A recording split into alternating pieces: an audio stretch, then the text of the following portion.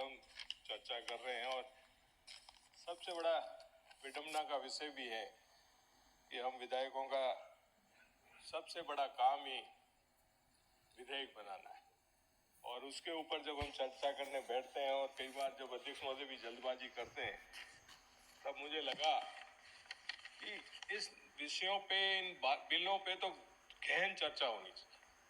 पूरे राजस्थान का मन और दिल निकल के बाहर आना चाहिए, फिर आपको जो विधेयक पास कराना करा सकते हैं। डेमोक्रेसी में बहुमत का राज होता है। मैंने अभी बैठे बैठे विचार कर रहा था, हरिमोहन जी शर्मा साहब ने जब विषय उठाया, एक 10 दिन पहले या 5 दिन पहले भी एक सदन में एक बड़ी कियोस की स्थिति हुई थी, जब यही विषय जो हरिमोहन जी शर्मा कोटा का उठा रहे थे और दो मंत्रियों के बीच में एक कंफ्यूजन था कि इसका जवाब रेवेन्यू मंत्री देंगे या इंडस्ट्री मंत्री देंगे, और उसके बाद में इंडस्ट्री मंत्री जी ने उसका जवाब दिया था। मैं आगाह करना चाहता हूं और खास तौर के रेवेन्यू मंत्री जी जो आज इस बिल को लेके आए हैं, जो अपने हाथ काट के सौंप रहे हैं, ये एक टकराव की स्थिति पैदा होगी आने वाले समय में। आप लोगों ने इस बिल के मार्फत जो जोड़ा गया भू राजस्व एक्ट 1956 में जो 100 के अंतर्गत और 101 के बीच में 101 करके पैरा डाल दिया, ये पैरा इंसर्ट किया गया है, जहां तक मुझे समझ में आ रहा है।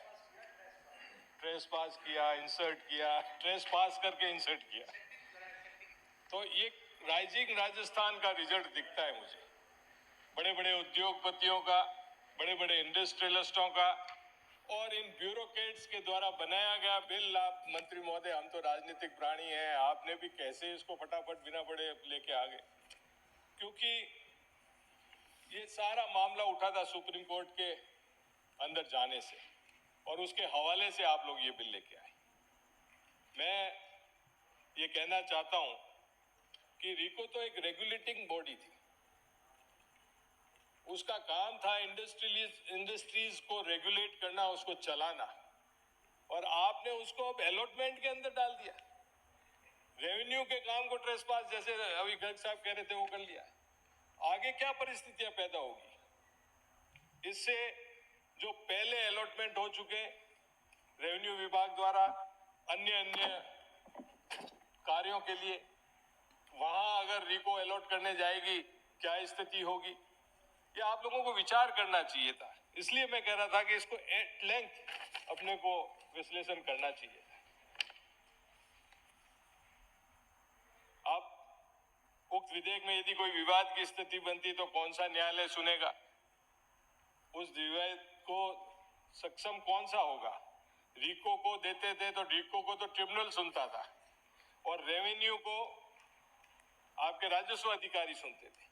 अब टकराव की स्थिति पैदा होगी इसके बीच में, ये आपको देखने का विषय है। और रीको तो मैंने जैसे पहले कहा, एक वाणिज्यिक इकाई है और इसके लिए अलग से कानून और प्रावधान है। इस रीको को इस अधिनियम में समाहित करने से इस कानून की महत्ता को समाप्त करने का प्रयास किया जा रहा है, जो कतई उचित नहीं। इस विधेयक की परिभाषा खंड भी अपने आप में कंफ्यूज है।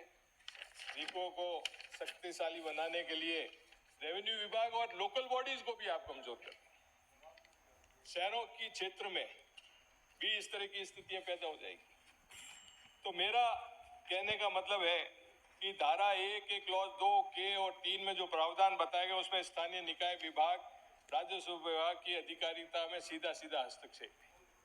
और रीको अगर इतना ही अच्छा काम कर रही होगी, कुछ शहरों को छोड़ दें आप, पूरे राजस्थान में हमने देखी है रीको के नाम पे जमीनें अलॉट हुई पड़ी है और वहां अभी कोई भी डेवलपमेंट नहीं हुआ है। तो उससे आप क्या उम्मीद रखते हैं?